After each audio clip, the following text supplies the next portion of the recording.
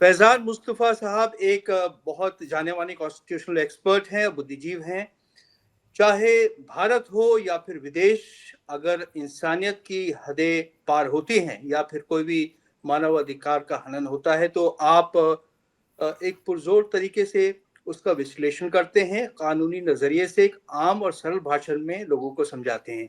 हाल ही में आपने एक वीडियो बनाया जो कि बांग्लादेश में माइनॉरिटीज पर अत्याचार को लेकर था, वो मैंने देखा। उसके बाद मैंने आपसे रिक्वेस्ट की कि इस पे हम एक डिस्कशन करते हैं। सर, खैर मकदम है आपका। वेलकम टू आवाज the voice on this discussion. आज हम बात करेंगे बांग्लादेश की और बांग्लादेश में हिंदुओं पर हो रहे अत्याचार के बारे में। सबसे पहले सवाल फैजान साहब मेरा ये होगा कि बांग्लादेश में हिंदुओं के साथ जो हो रहा है वो वहाँ के संविधान और कुरान यानी इस्लाम दोनों के खिलाफ है। पहले हम बात करेंगे संविधान की, क्योंकि आपने अपने वीडियो में पूरा विश्लेषण किया था, तो अगर आप हमें संक्षिप्त में बता सकें कि वहाँ के संविधान में क्या उतार चढ़ाव है जिसके चलते आज ये स्थिति बनी है। आतिर, बहुत बहुत शुक्रिया। कई बार आपने मुझे इनवाइट किया, बट मैं बहुत माजरत ख्वाह हूं कि आपके शो पर नहीं आ पाया। देखिए, बांग्लादेश जो है उसका बनना ही अपने आप में एक चीज साबित करता है कि कोई भी राष्ट्र धर्म की बुनियाद पर नहीं बनना चाहिए, और जो पाकिस्तान बना था एक टू नेशन थ्योरी पर, वो गलत था। जब बांग्लादेश का संविधान बना और उसको एडॉप्ट किया गया, जैसे भारत के संविधान को आपको मालूम है, संविधान दिवस हम मनाते हैं 26 नवंबर 1949 को एडॉप्ट किया गया। ऐसे ही बांग्लादेश का संविधान 4 दिसंबर 1872 को एडॉप्ट किया गया, लेकिन उसमें लिखा गया कि ये 18वां दिन है कार्तिक का 1379, यानी जो हिंदू कैलेंडर है उसको भी पूरी महत्ता दी गई। फिर हमारे यहाँ तो ये एक डिबेट है कि बेसिक स्ट्रक्चर क्या है, लेकिन बांग्लादेश के संविधान ने लिखा कि 4 जो मुख्य बिंदु हैं, प्रिंसिपल्स हैं, जिन पे ये संविधान टिका हुआ है, वो नेशनलिज्म है, राष्ट्रवाद है, जनतंत्र है, समाजवाद है और सेकुलरिज्म है।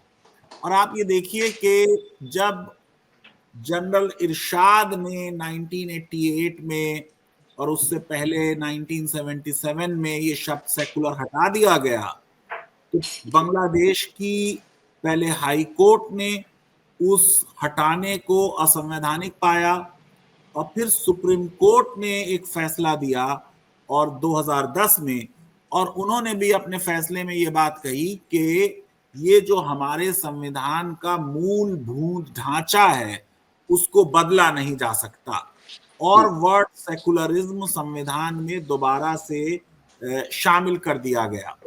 उसके बाद वहां की सरकारों ने भी संविधान में दोबारा अमेंडमेंट किया 2011 में, और उन्होंने भी ये शब्द वापस संविधान में ला दिया। इसी तरह आप ये देखिए कि जो वहां पर लिखा हुआ था प्रियम्बल के ऊपर, in the name of Allah the beneficent merciful, उसको भी चेंज कर कर वहां के धार्मिक अल्पसंख्यकों की भावनाओं को जहन में रखकर कर दिया गया, in the name of creator the merciful. अब ये जो बांग्लादेश का संविधान है उसमें साफ तौर से ये लिखा है कि पहले तो आपको मालूम है कि इस्लाम वहां पर स्टेट रिलीजन नहीं था। ये एक संशोधन से एक मिलिट्री डिक्टेटर ने लिखा। सुप्रीम कोर्ट ने यह कहा कि ये लिखे जाने के बावजूद भी देश सेकुलर है, क्योंकि उसमें साफ तौर से ये लिखा है कि राज्य इंश्योर करेगा equal status and equal rights in the practice of Hindu, Buddhist, Christian and other religion. यानी राज का एक धर्म इस्लाम है, लेकिन उसके साथ साथ जो बाकी धर्म हैं उनके मानने वालों को और उन धर्मों को उसी धर्म के बराबर आपको स्टेटस दिया जा रहा है। अब आप ये देखिए कि जैसे बांग्लादेश के संविधान में, मैं आपको पहले भी बताया कि सेकुलरिज्म लिखा है आर्टिकल 8 क्लॉज 1 में। फिर जब उनका यहाँ 15वां अमेंडमेंट हुआ, उन्होंने उस शब्द को वापस लिख दिया कि सेकुलर रहेगा। उनके यहाँ साफ तौर से लिखा गया है हर एक को अपने धर्म को मानने की आजादी होगी, अपने धर्म को प्रैक्टिस करने की आजादी होगी। उसमें लिखा गया है कि आप कोई ऐसी एसोसिएशन नहीं बना सकते अनुच्छेद 38 के तहत जो किसी भी धर्म को बर्बाद करेगी। और खास तौर से जो बहुत अच्छी बात उन्होंने लिखी अपने संविधान में, वो ये कि कोई ऐसा काम नहीं होगा जो सोशल और कम्युनल हार्मनी को नेस्तो नाबूद करे। आप ये देखिए कि इतने सख्त शब्द भारत के संविधान में नहीं है। सेकुलरिज्म का क्या मीनिंग है भारत में, उस पे एक डिबेट है, लेकिन बांग्लादेश में साफ तौर से लिखा कि सेकुलरिज्म का मतलब यह है कि सांप्रदायिकता हर फॉर्म में समाप्त की जाएगी और जो राजनीतिक स्टेटस है वो किसी भी धर्म के फेवर में नहीं होगा, किसी भी धर्म का अब्यूज नहीं होगा और किसी भी धर्म का राजनीति के लिए ना इस्तेमाल होगा, ना किसी धर्म के मानने वालों के विरुद्ध किसी भी प्रकार का भेदभाव किया जाएगा या उनका शोषण किया जाएगा। शब्द परसिक्यूशन भी इस्तेमाल हुआ। ये बहुत प्रोग्रेसिव प्रोविजन है, बल्कि शायद हमको ये बात मानने की जरूरत है कि इतनी क्लैरिटी के साथ ये लिखा जाए हमारे भी संविधान में। लेकिन आप ये देखिए कि साफ तौर से बांग्लादेश के संविधान में लिखा गया कि हर नागरिक को अपने धर्म को मानने की स्वतंत्रता है, अपनी धार्मिक संस्थाएं स्थापित करने की, उन्हें चलाने की, उनको मैनेज करने का अधिकार है। किसी भी धर्म की शिक्षा नहीं दी जा सकती। जो जिसका धर्म है उसी धर्म की शिक्षा उसे दी जा सकती है और किसी धर्म की शिक्षा नहीं दी जा सकती है। और साफ तौर से ये कहा गया कि धर्म की बिना पर या रेस या कास्ट या सेक्स या प्लेस ऑफ बर्थ के बिना पर कोई डिसेबिलिटी या लायबिलिटी या रेस्ट्रिक्शन या कंडीशन नहीं होगी। मैं समझता हूं कि बांग्लादेश की सरकार की ये ड्यूटी है कि वो इन संवैधानिक प्रावधानों को सख्ती से लागू करें, क्योंकि संविधान आखिर क्या है? वो एक समझौता है उस देश के लोगों और उस देश की सरकार के बीच कि हम आपके बनाए कानून मानेंगे अगर आप हमारे मौलिक अधिकारों की रक्षा करेंगे। तो कोई भी सरकार जो नागरिकों के मौलिक अधिकारों की रक्षा नहीं करती, वो अधिकार खोजे देती है जो उसको राज्य की हैसियत से मिला है कि उसके बनाए कानूनों के लोग पाबंद हों। किसी भी देश को और किसी भी सरकार को ये कहने का हक नहीं है कि मानव अधिकार या मैं अपने यहाँ अल्पसंख्यकों को कैसे ट्रीट करता हूं ये मेरा एक आंतरिक मामला है, ना ये हक हमें है ना ये हक उन्हें। जी जी बिल्कुल। जैसे आपने बताया कि बहुत स्पष्ट है वहाँ के संविधान में सेक्युलरिज्म किस तरह डिफाइन किया गया है, लेकिन साथ ही में इस्लाम में भी आपने अपने वीडियो में कहा था कि मजहब पर कोई जोर नहीं है, इसको आपने अंडरलाइन किया अपने वीडियो में भी। लेकिन बांग्लादेश में जो हो रहा है वो कुरान के खिलाफ है।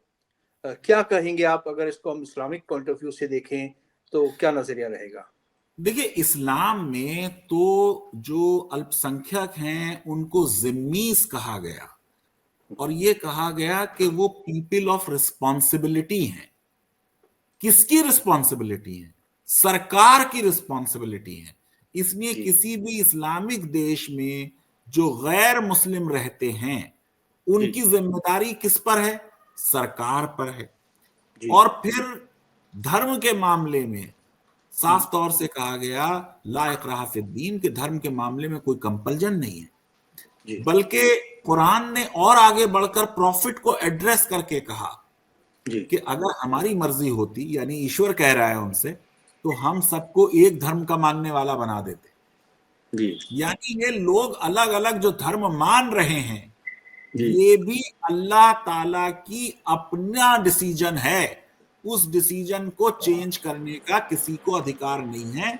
उन्होंने अपने प्रॉफिट से भी ये कहा कि जी आपका काम ये नहीं है कि आप लोगों पे कोई सख्ती करें, आपका काम ये है कि आप मैसेज पहुंचा दें, और हम अगर चाहते तो हम सबको एक सा बना देते, एक ही धर्म का मानने वाले। जैसे वो जी पीके मूवी है ना आतिफ, जी जी जिसमें जी बिल्कुल। डायलॉग है कि जी ठप्पा दिखाओ। थप्पा अगर ये दिखाओ जी। गॉड की डिजाइन होती तो गॉड एक ठप्पा लगा देते, भाई ये हिंदू है, ये मुसलमान है, ये सिख है, किसी का कुछ नहीं है। या नाना जी पाटेकर का मशहूर वो डायलॉग है कि ये खून का निकाल के बताओ इसमें कौन सा किसका कौन है। सा किसका तो है, मैं ये बिल्कुल। समझता हूँ कि हम बिल्कुल इस्लाम से इस मामले में हट रहे हैं, कुरान से हट रहे हैं। प्रॉफिट सल्लल्लाहु अलैहि वसल्लम ने कहा कि I will be my self a complainant against a violation of right of a Jimmy. यानी अगर किसी माइनॉरिटी का कोई हक या राइट छीना जाता है तो जी कयामत के दिन खुद पैगंबर इस्लाम हुजूर सल्लल्लाहु अलैहि वसल्लम उसके विरुद्ध कंप्लेंट करेंगे गॉड को। जी और बिल्कुल। उन्होंने कहा कि ऐसा जो करेगा वो जन्नत की खुशबू भी नहीं देख पाएगा। नहीं जी और उनके इस्लाम उनके वक्त की में, इतना उनके वक्त सख्ती है। में इतना एकोमोडेटिव उनका जो एटीट्यूड था माइनॉरिटीज की अगर हम बात करें तो। बिल्कुल बिल्कुल। आप ये देखिए कि मदीना में जो ईसाई हैं उनके लिए छुट्टी संडे में हो रही है, जो जी यहूदी हैं उनके लिए छुट्टी सैटरडे में हो रही है। जी और मदीने में प्रॉफिट के जमाने में आप सोचिए पोर्क और लिकर दोनों हम्म, अलाउड था नॉन मुस्लिम्स को। जी जी जी अगर इस्लामिक स्टेट थी वो कह देते कि यहाँ पे सुअर का गोश्त नहीं बिकेगा, यहाँ जी पे जी शराब जी नहीं होगी, मगर ऐसा नहीं था। बेशक। जी जी जी बिल्कुल। सर अब बांग्लादेश जो था पाकिस्तान से अत्याचार के चलते, जैसे आपने कहा कि it wasn't on the basis of religion, और अपने जो कल्चरल डिफरेंसेस थे उसकी वजह से अलहदा हुआ, अलग हुआ। लेकिन बांग्लादेश का जो शालीन कल्चर था, है ना, जो जिसके लिए वो जाना जाता था, लगता है उसको किसी की नजर लग गई है सर। और जो जो वहां पे भी जो फंडामेंटलिस्ट हैं उनकी बढ़ती पकड़ जो है, उसकी वजह से बांग्लादेश का भविष्य क्या होगा ये नहीं कह सकते। बट आप इसके बारे में क्या सोच रखते हैं? नहीं, मेरी सोच बिल्कुल साफ है कि देखिए बांग्लादेश भाषा की बुनियाद पे बना है।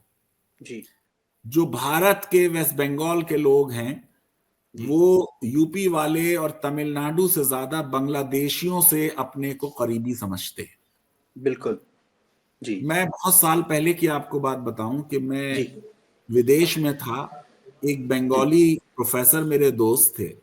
जी 15 अगस्त के दिन हम लोग सब इंडियन एम्बेसी में जमा होते थे। तो हम्म ये हमारे दोस्त जो थे ये नहीं आए हम्म झंडा फहराने। उसके बाद वहां पे लंच होता था। तो जी मैंने इनसे कहा शाम में जब मुझे मिले कि भाई आप क्यों नहीं आए। बोले वो फला असलम भाई की बेटी की बर्थडे थी। मैंने कहा कौन असलम भाई? अच्छा वो एक यूएनओ में काम करते थे, बांग्लादेशी। वो उनके अच्छा बर्थडे ले गए। अच्छा तो अच्छा। आप ये देखिए कि भाषा जो है वो लोगों को ज्यादा जोड़ती है, जोड़ती है, बिल्कुल सर। धर्म नहीं जोड़ते हैं। बल्कि जी जी धर्म की वजह से बहुत ज्यादा विश्व में खून हम्म खराबा हुआ है। बिल्कुल। लेकिन ये अजीब बात है कि सारे विश्व में एक हम्म रश आवर ऑफ गॉड चल रहा है। जी जनतंत्र पर धर्म हावी होता जा रहा है। बिल्कुल धर्म सर। का इस्तेमाल कर कर राजनेता सत्ता पा रहे हैं और अपने देशों को बर्बाद कर रहे हैं। जी इसलिए जो धर्म की वजह से अ, अशांति होगी, नफरतें बढ़ेंगी, जी उससे देश का विकास रुकेगा। ये बेशक। नामुमकिन है कि बांग्लादेश एक विकसित देश कभी बने और जी वहां के हिंदू और ईसाई और अहमदिया जो हम्म हैं उसमें शामिल ना हो। बिल्कुल। बांग्लादेश के विकास के लिए ये जरूरी है कि बांग्लादेश में जो हिंदूज हैं उनको पूरी फ्रीडम मिले। उनका राष्ट्र निर्माण में बहुत अहम रोल है, उस जी रोल को वहां की सरकारें समझें। लेकिन ये एक जनतंत्र का बड़ा दुरुपयोग हो रहा है कि धर्म के नाम पर हम जी सत्ता हासिल करना चाह रहे हैं, तो सरकार बन जाती है ऐसे में, लेकिन देश बर्बाद हो जाता है। देश सर, आप जो भी कुछ कहते हैं या विश्लेषण करते हैं उसको हिंदुस्तान में, इंडिया में बहुत ही गंभीरता से लिया जाता है। तो आपकी बांग्लादेश के लिए क्या सलाह होगी ऐसे में जो जो एक माहौल बना है? देखिए, मैं तो आखिर संविधान से जुड़ा हूं, संविधान जी का अध्यापक हूं। जी मैं बांग्लादेशियों से यही कहना चाहूंगा कि अपने संविधान को लागू करें, जी अपने संविधान को पढ़ें। उनका संविधान सारे अधिकार जो बांग्लादेश के हिंदुओं को देते हैं, जी वो अधिकार उनको मिलने चाहिए। जी जुल्म और ज्यादती और किसी के साथ असमानता का व्यवहार, ये बहुत घटिया बातें हैं। कोई जी भी वो देश जो अपने आप को एक सभ्य देश कहलाना चाहता है, जी उसको जी तरह की चीजें नहीं करनी चाहिए। ये जो उनके इंटरिम सरकार के सदर हैं, नोबेल लॉरेट हैं, वो अपना ध्यान इकोनॉमी इंप्रूव करने में लगाएं। एक जी मंदिर में वो चले गए, उससे काम नहीं चलेगा। ये सिंबलिज्म जो करते हैं ना जनतंत्र में राजनेता, चाहे जी हमारे हो चाहे उनके हो, ये सब बेशक सिंबलिज्म बेकार है। बेकार है, इसलिए बिल्कुल। अल्टीमेटली सब जनता को पता चल जाता है अच्छा, कि बिल्कुल लॉन्ग आप टर्म में। जी इकोनॉमिक फ्रंट पर जब फेल होते हैं तो जी धर्म का जी सहारा लेते हैं। जी ये जी बिल्कुल। हर देश के लिए बुरा है। और बांग्लादेश की इकोनॉमी पिछले चंद सालों में अच्छी खासी आगे बढ़ी है। उनकी जी पर कैपिटा इनकम भी इंप्रूव हुई थी, उनके एक्सपोर्ट भी इंप्रूव हुए थे, जी गो के वहां भी जॉबलेस ग्रोथ थी। ये जी जो भी इकोनॉमी डेवलपमेंट हो, अगर वो इंक्लूसिव नहीं होगा, विद ह्यूमेन फेज नहीं होगा, जी उसमें जॉबलेस ग्रोथ होगी, तो वो उस तरह का विरोध होगा जैसा बांग्लादेश में हुआ या जी श्रीलंका में हुआ।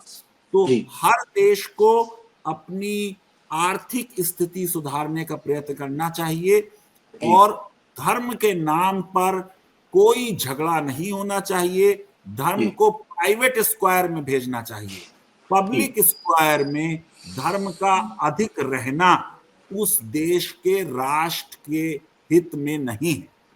जी सर, एक आखिरी सवाल, क्योंकि वक्त की भी कमी है कि जैसे कि आपका एक पॉइंट ऑफ व्यू रहता है और बड़ी शालीनता से आप चीज़ों को समझाते हैं, बड़ी सरल तरीके से आप समझाते हैं अक्सर। और जब भी अत्याचार होता है, चाहे वो देश में हो या विदेश में हो, आप उसके बारे में अ, बात करते हैं, आर्टिकुलेट करते हैं, अपने जज्बात का इजहार करते हैं। लेकिन हमने देखा है सर, आप जैसे लोग बहुत कम है। हालांकि हमारे आवाज़ द वॉइस में हमने देखा बहुत सारे लोगों ने बांग्लादेश में जो हुआ उसके बारे में उन्होंने उसको कंडेम किया। क्या कहेंगे, एक जनरल एटीट्यूड क्या रहना चाहिए? अगर सही है तो सही है, गलत है तो गलत है, उसका इजहार देखिए, एक होना चाहिए। तो कॉलिंग अ स्पेड होना चाहिए, सच का जी साथ दिया जाना चाहिए। जी दूसरी चीज ये कि अन्याय कहीं पे भी हो, जी उसका विरोध होना चाहिए। होना चाहिए, बिल्कुल। ये नहीं हो सकता कि आप सेलेक्टिव हो जाएं, कि जी आप भारत में अल्पसंख्यकों के अधिकारों के लिए बोलें और जी विदेशों में अल्पसंख्यकों के अधिकारों का हनन हो और जी खामोश। ये बिल्कुल अच्छी बात नहीं है। आप बिल्कुल। ये मानवता के साथ खड़े हैं, जी अल्पसंख्यकों के साथ खड़े हैं, जी संविधान के साथ खड़े हैं, तो आपको हमेशा ये कहना चाहिए कि जी अपने संविधान से चले। बिल्कुल बांग्लादेश के लिए मैसेज बिल्कुल साफ है कि अपने संविधान से चलें। जो उनके फंडामेंटल 4 प्रिंसिपल हैं, जी डेमोक्रेसी, सेकुलरिज्म, सोशलिज्म और नेशनलिज्म, ये जी बंगला नेशनलिज्म है। बंगला जी नेशनलिज्म बिना बंगला हिंदुओं के मुकम्मल नहीं हो सकता। जी जैसा कि भारत में आरएसएस चीफ ने भी कहा कि जी हिंदुत्व मुसलमानों के बिना मुकम्मल नहीं हो सकता। बिल्कुल बिल्कुल sir. On this note we'll bring this discussion to an end, और sir looking forward to many more such discussions with you in future. बहुत बहुत शुक्रिया सर, आदाब सर।